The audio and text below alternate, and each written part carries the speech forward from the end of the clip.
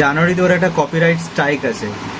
IT সেক্টরে চাকরি করতাম, এরকম গলায় দিয়ে ঘুরে বেড়াতাম, আমার মনে হচ্ছে কুত্তার দড়ি যেন গলায় দিয়েছে বলে মনে হতো।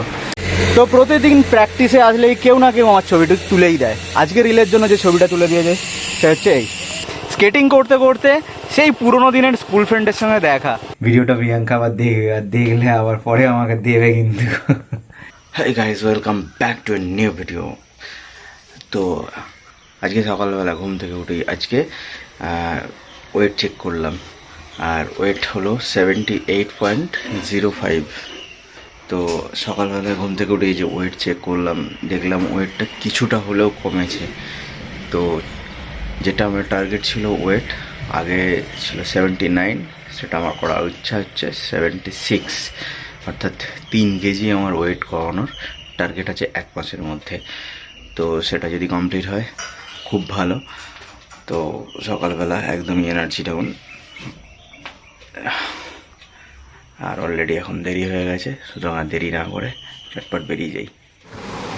আমার অনেক পুরনো বন্ধু, ওর একটা পুরোনো চ্যানেল ছিল, অনেক দিন পরে চ্যানেলটা খুলেছে। আর চ্যানেলটা খুলেছে তার আগেই 2 মাস 1 মাস আগেই, কবে আছে জানুয়ারিতে, আজকে কী মাস, আজকে হচ্ছে মে মাস। জানুয়ারিতে ওর একটা কপিরাইট স্ট্রাইক আছে। তো কপিরাইট স্ট্রাইক হচ্ছে দুটো কারণে আছে। একটা হচ্ছে যে কন্টেন্টটা ইউজ হচ্ছে, সেই কন্টেন্টটা যে মিউজিক ইউজ হচ্ছে বা ভিডিওগ্রাফিটা ইউজ হচ্ছে, সেটাই যদি কোনো কারোর কপি হয় সেক্ষেত্রে কপিরাইট স্ট্রাইক আছে। এছাড়াও ইউটিউবের গাইডলাইন যদি কোনো রকমভাবে ভায়োলেন্স হয় সেক্ষেত্রে একটা কপিরাইট আছে, কপিরাইট স্ট্রাইক আছে। তো ওর এসেছে শুধুমাত্র কপিরাইট হচ্ছে মিউজিকের জন্য এসেছে। ও ভিডিওটা ডিলিট করে দিয়েছে, বুঝতে পারিনি ব্যাপারটা। নিয়ে যদি অ্যানালাইসিস করা যেত কী কারণে কপিরাইট এসছে, তাহলে হয়তো তোমাদের সঙ্গে আমি ভালো করে আলোচনা করতে পারতাম। আর ওর আসার কারণ কিন্তু অন্য, সেটা হচ্ছে এটা হচ্ছে ইউভি প্রোটেকশন জ্যাকেট। তো এটা আমাকে দিয়ে যাচ্ছে, এটা নিয়ে ভিডিও আমি বানাবো, আর ভিডিওটা তোমরা পরের ভিডিওতে দেখতে পাবে, এই ভিডিওতে আমি এটা দেখাবো না। চলো, ওকে আমি বাই বাই করে দেবো। চলো, ভোটের ডিউটি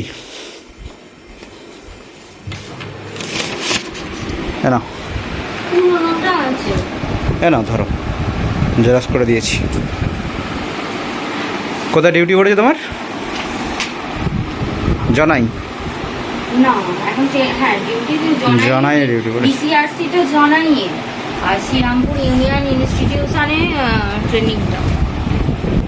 যখন আমি বেসরকারিতে চাকরি করতাম, আইটি সেক্টরে চাকরি করতাম, এরকম গলায় দিয়ে ঘুরে বেড়াতাম, আমার মনে হচ্ছে কুত্তার দড়ি যেন গলায় দিয়েছে বলে মনে হতো। আর এখন এটা ভোটের ডিউটি করার জন্য সরকার ওদের গলায় দড়ি দিয়ে এরকম ঘোরাবে। চলো, তুমি তোমার গলায় দড়ি দাও বাবা। না, ওই সেন্সে বলছি নি, সরি। আমি বলতে চাইছি যে এটা তুমি গলায় ঝুলিয়ে বসে থাকবে, আটকা তুমি, তোমার সরকার তোমার গলায় দড়ি দিয়ে ঘোরাবে আর কি। চলো, খাবার টাইম হয়ে গেছে তো, চলো আমি চান করে আসি, তারপরে খাবো। কথায় আছে না, কোনো কিছু প্র্যাকটিস করতে গেলে পিছন ঘষে প্র্যাকটিস করতে হয়। দেখো, এই যে দেখালাম, এর থেকে বেশি কিছু দেখানো সম্ভব নয়। তো এই যে যেটা হয়েছে, এটা অ্যাকচুয়ালি ব্যাপারটা হচ্ছে যে কোনো কিছু জিনিস শিখতে গেলে বলে না যে শিখতে শিখতে আমার পিছন ঘষে গেছে, সেই হচ্ছে আমার তাই। শিখতে শিখতে পিছন ঘষে গেছে, ছড়ে গেছে, আর সেটাকেই ব্যান্ডেজ করা আছে। আজকের মেনু: ভাত, ডাল, শাক ভাজা, করলা ভাজা, ডাঁটা, এটা কি গো? পটল আলুর পোস্ত। ভাতের এইটুকু সাইজ দেখে যেন ভেবো নি এইটুকু ভাত খাই। 3 কেজি কমাতে হবে। আমি সাধারণত আমি কি খাই সেটা কোনোদিনও দেখাই না। আজকে আমাদের বাড়িতে যে সাধারণ খাবারটা রান্না হয়েছিল সেটাই তোমাদেরকে ভিডিওর মাধ্যমে দেখালাম। তো আমি খুবই অল্প খাই এবং অনেক দিন ধরেই এটাকে আমি মেনে চলছি, এবং তার সঙ্গে সঙ্গে আমি সুগার ইনটেক করি না, অর্থাৎ আর্টিফিশিয়াল সুগার আমি একদমই খাই না। যেটা খাই সেটা হচ্ছে ন্যাচারাল সুগার। আর তার সঙ্গে সঙ্গে আমি সুযোগ পেলে হাঁটতে বেরোই, আর ওয়ার্কআউট তো নর্মাল করি, আর স্কেটিং করি, তাতেও আমার এক্সারসাইজ হয়। তো এগুলোই করি, এর বেশি কিছু আমি করি না। হ্যাঁ, আরেকটা জিনিস, খাবার যখন আমি খাই খুব ধীরে ধীরে চিবিয়ে চিবিয়ে আমি খাই, সময় নিয়ে খাই, আর খুব অল্প অল্প আমি গ্রাস তুলি। তো এগুলো আমার মনে হয় আমার ওজন কমাতে আমাকে সাহায্য করবে, আর তার ইমপ্রুভমেন্ট আমি ধীরে ধীরে দেখতেও পাচ্ছি। যেমন আজকে যে ওজনটা আমি সকালবেলা হয়েছিলাম, সেই ওজনটা আগের তুলনায় অনেকটা কমেছে। তো ধীরে ধীরে আমি আশা করব যে আমার ওজন আমি যেটা টার্গেট নিয়েছি সেই টার্গেটটা ফুলফিল হবে। অর্থাৎ 1 মাসের যে আমি টাইম পিরিয়ডটা নিয়েছি এই টাইম পিরিয়ডের মধ্যে আমি চেষ্টা করছি 3 কেজি ওজন কমানোর। হ্যাঁ, আমি যদি না কমাতে পারি তাহলেও হয়তো আমার কোনো রিগ্রেট থাকবে না, কিন্তু এই যে চেষ্টার মধ্য দিয়েই মানুষ কিন্তু একটা থ্রিল অনুভব করে। বা এই যে ভিডিও বানাচ্ছি না, এই ভিডিও বানানোর মাধ্যম দিয়ে না একটা নিজের মনের মধ্যে জোশ ক্রিয়েট হচ্ছে। কখনো কখনো ডিমোটিভেট হয়ে যাই, এই ভিডিও বানিয়ে কি হবে, কেই বা দেখবে। এখন মনে হয় কেউ দেখুক চাই নাই দেখুক, এটা আমার কাছে ডকুমেন্টস হিসেবে রয়ে গেল। আমি যখন এটা দেখবো মোটিভেট হব নিজেই। আর তার সঙ্গে সঙ্গে আমাকে দেখে কেউ যদি মোটিভেট হতে পারে তাহলে তো সেটা আমার কাছে প্লাস পয়েন্ট। এই ফাঁকে আমার 1 ঘন্টার একটা শুটিং আছে, সেই শুটিংটা কমপ্লিট করে নিয়ে আবার আমি ব্লগ এডিটিংয়ে বসবো। আজকে আমার মোটামুটি সন্ধ্যের পর থেকে কাজ ফাঁকাই আছে, সুতরাং আজকে আমি হাঁটতে বেরোতে পারি। আর সেই সঙ্গে সঙ্গে যদি ইচ্ছা যায় আজকে স্কেটিং করতেও যেতেও পারি। এখন নট শিওর, যদি সম্ভব হয় যাব। কারণ গতকাল বৃষ্টি হওয়ার জন্য ওয়েদার একদম মানে এখন টেম্পারেচার বিশ্বাস করবে কিনা জানি না 25 থেকে 26 ডিগ্রি টেম্পারেচার আছে। আর এই ওয়েদারে স্কেটিং করে কিন্তু মজা পাওয়া যাবে। তো আগে শুটিংটা করে নিই, শুটিং করে নেওয়ার পরে কি করা যাবে সেটা ডিসাইড করব।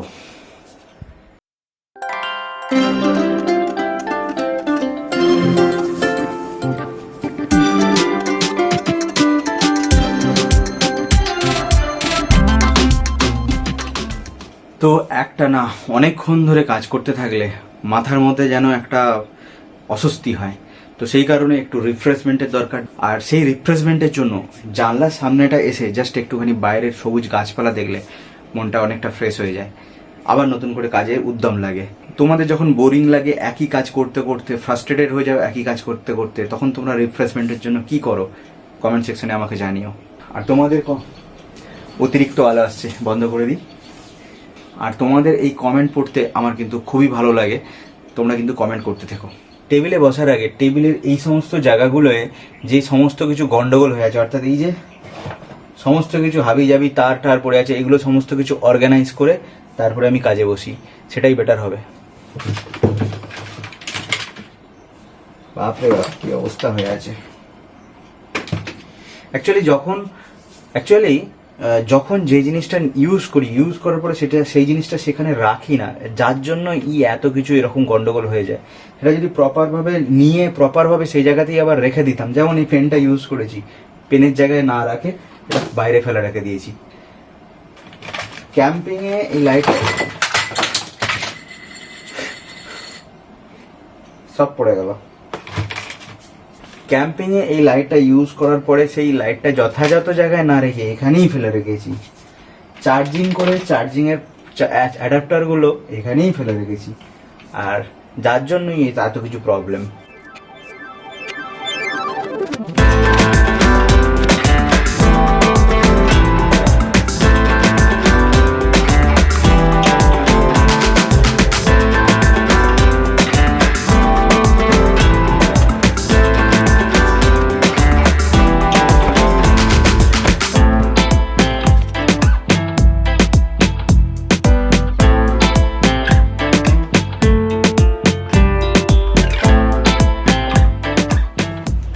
তো এটা অর্গানাইজ করবো বলেছিলাম, অর্গানাইজ করা হয়ে গেছে। বেশিক্ষণ আমার টাইম লাগলো না, কারণ আমি এতে এক্সপার্ট।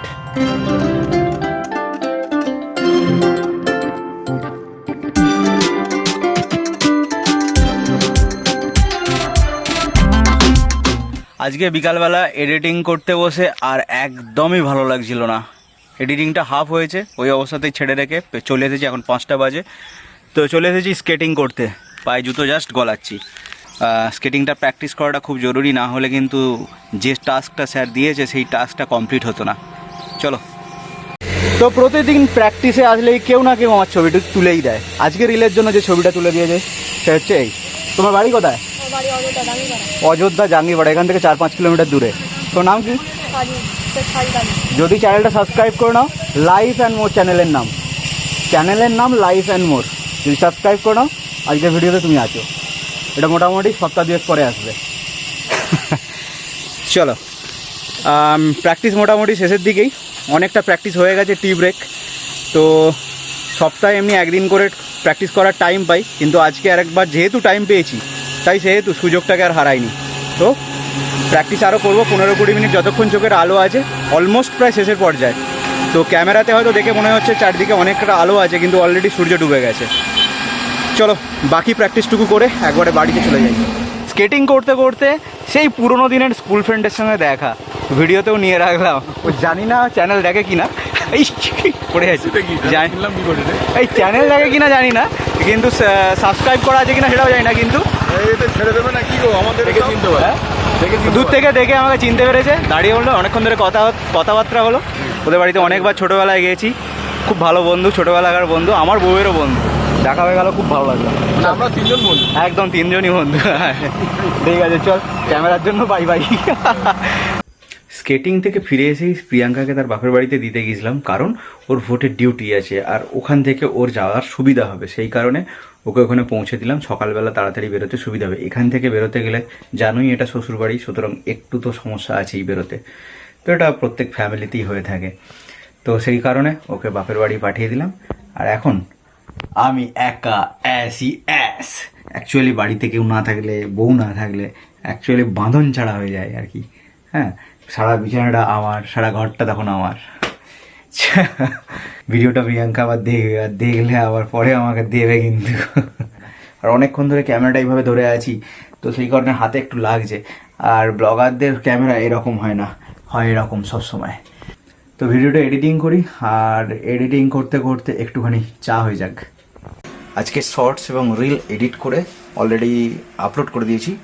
তোমরা এখনও পর্যন্ত যদি আমার ইনস্টাগ্রাম চ্যানেলকে ফলো না করে থাকো, প্লিজ ফলো করে নাও। দেখো ডেসক্রিপশন বক্সে লিঙ্ক আসছে, আর এখানে ইনস্টাগ্রাম চ্যানেলের নাম আসছে, ফলো করে নাও। আর চ্যানেলটাকে যদি সাবস্ক্রাইব না করে থাকো, চ্যানেলটাকে সাবস্ক্রাইব করে দাও। আজকের ভিডিওটা এখানেই শেষ করছি, দেখা হচ্ছে তোমাদের সঙ্গে পরের দিনের ভিডিওতে। আর ততক্ষণের জন্য